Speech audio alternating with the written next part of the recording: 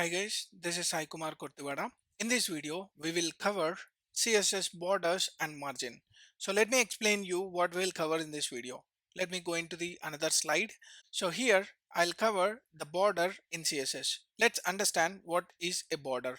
Spacing between padding and margin inside box model is called as border.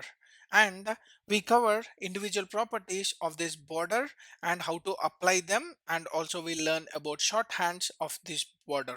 So let me go into the one more slide. We'll talk about the margins in CSS. What is this margins? It is something like the space between the current element border and the next element is called as margin. So we cover individual properties as well as shorthands for this margin to a particular HTML element. Let me quickly jump into Visual Studio Code. Here, what I'll do is, for understanding our border, let me try to create a div element. So let me add a div element, and for this div element, I want to add some set of border and height as well as width. So let me give a paragraph, and let me add a paragraph with border example and save this. Let me go into index.css. Here what I'll do is, as we know, element selector, I am trying to use only the element selector. Let me give a width of 100 pixel and a height of 100 pixel. So now I'm trying to create a width and height for this. Let me reload. So now you got a border example, but if you see, there is no border for this particular division. So I want to apply some set of border for this particular division. How to apply a border? Border is something like a fencing around your area. So now what I'll do is, I'll add a border of style, and you have different types of styles for this border. So let me give a dashed border as of now, and let me give a border width of 1 pixel. You can give n number of pixels, and I want to go with a color, but as of now the color will be the default color, and which is black. So let me go here and reload. Now you can see that is dashed type of border. Now what I want to do is, I want to make this with different values. If you see, there are a lot of values. Let me go with the solid. You will be seeing a solid line over here. So like that, you have n number of values. If you see here, dashed, dotted, double, groove, hidden, and none, outset, and ridge. Let me go with the ridge and save this. Go here and reload. Now you can see a thin line, not like a solid, but it is very thin line. So like that, you have n number of styles which we can use in our border styles. And coming to border width, already I have explained the width of your border. For example, if you give 5 pixel, it will be having 5 pixel border. Let me reload, and you can see this is a border with 5 pixel and the style is ridge. Let me go with solid here and how it looks. Let me save this, reload. Now you can see a solid will look like a thick values and thick border, whereas ridge will be like thin border.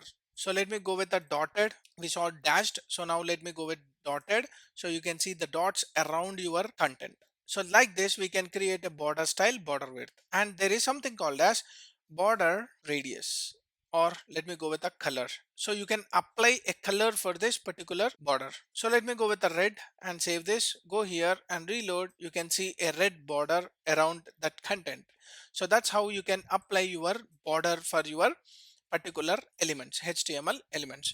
And now, instead of writing these three individual properties, I can use something like border, where the border starts with the pixel. So let me go with the 5 pixel, and you can give any of the style. Let me go with dotted as I explained before, and let me go with the color of red. So if you want to combine these three properties, then you can use border 5 pixel dotted red.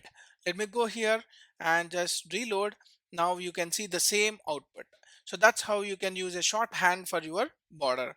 And there is something called as border radius. So let me go and apply border radius, and the radius let me give as 10 pixel, and let me give a border. If you want to apply border radius, you should have a border. So let me apply a border with 2 pixel solid black. I'm giving a solid black, and let me go here and reload. Now you can see there is a curve over all the sides, that means all edges. So you can see all the edges with some set of curve. let me go here and change it to red color and save this, go here and reload. Now you can see a curve over here. If you remove this border radius, it will not have any curve. It will have sharp edges. So you can see the sharp edges. Now, if this is a shorthand for applying the same value for all the edges. So if you want to apply individual edges, how we can do that? So we can do that by using border, bottom and left radius. So you can apply border, bottom, left radius as 10 pixel, and in the same way border, bottom and right radius as 20 pixel, and border, top, left radius is equal to 20 pixel, and then go with border, top, right radius is equal to 10 pixel. So if you see the output, the different curves will be available for each and every edge. Let me reload. You can see here it is bit less, more and very less, and here also it is same. These two are same and these two are same. The diagonal edges are same. That's how we gave 20 versus 20 and 10 versus 10. So that's how you can utilize this border, bottom, left radius, right radius, as well as top left radius and top right radius. So this is how you can give the values whenever you want to apply some set of radius for each and every edge in a different manner or different values. So that is how you can use border radius. So this is also very important whenever you want to apply some set of border radius for your divisions or elements. So that's about your border and border radius. So now let me go with different types of border styles. For example, I want to apply border left and I want to apply the color in a different manner. So let me go with blue color. Now first time it is red, but this red will be overridden with the blue on the left side and remaining all will have this red color. So let me go here and reload, and you can see on the left you have a blue color and the remaining things are having a red color. This is nothing but overriding of your value. For example, if I am keeping this on the top, it will override, that blue color will be overridden with the red color alone. So let me reload. So you can see all the sides has the same color. That's why whenever you want to apply the same color for all, you can use this. And if you want to override one thing, that should be on the last. So the last property will be applied for that particular styles. Let me go here and reload, and you can see this particular red is overridden with the blue. So like that, you can specifically add a color for a specific side. For example, if you want to change the style as well, you can do that. Left style, I want to apply the left style as dashed. So only left side will have the dashed style. So you can see this is dashed and this is solid. So like that, you can apply for any side, any edge and any color for your borders. So that's about your borders in your box model.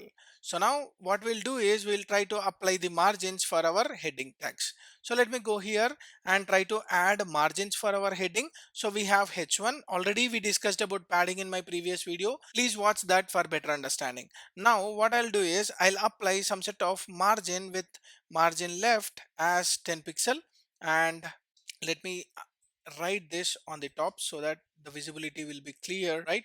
So now it is margin left, margin right as 10 pixel, and margin bottom as 10 pixel, and margin top as 10 pixel.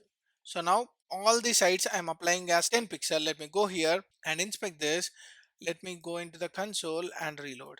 Now let me see this. You can see the margin has been applied with 10, and this margin is the space between your border as well as the next element. So that's how you will be creating your margin. And as we are having all the same values, let me comment this, and you can use just a single property called as margin and 10 pixel. That will be equivalent to the same one like individual properties. Let me reload, and you can see all the margin values. And now you can apply the same margins on the left and right side as same, and top and bottom as same. For example, left is 20, right is 20, bottom is 10 and top is 10. Let me save this, go here and reload, and it has been applied in the same way. But if you want to make it as a shorthand, it is very simple. Let me comment this and make this as margin top and bottom, that is equivalent to 10 pixel. Just give a space and write 20 pixel. So this applies top and bottom as 10, left and right as 20. Let me go here and reload. Now you can see left and right 20, top and bottom 10. So that is one more shorthand. If you want to write all the properties in one line, you can use margin, and you have to follow the clockwise direction. Starts at 12. So now it is 10 pixel, 20 pixel, 30 pixel and 40 pixel.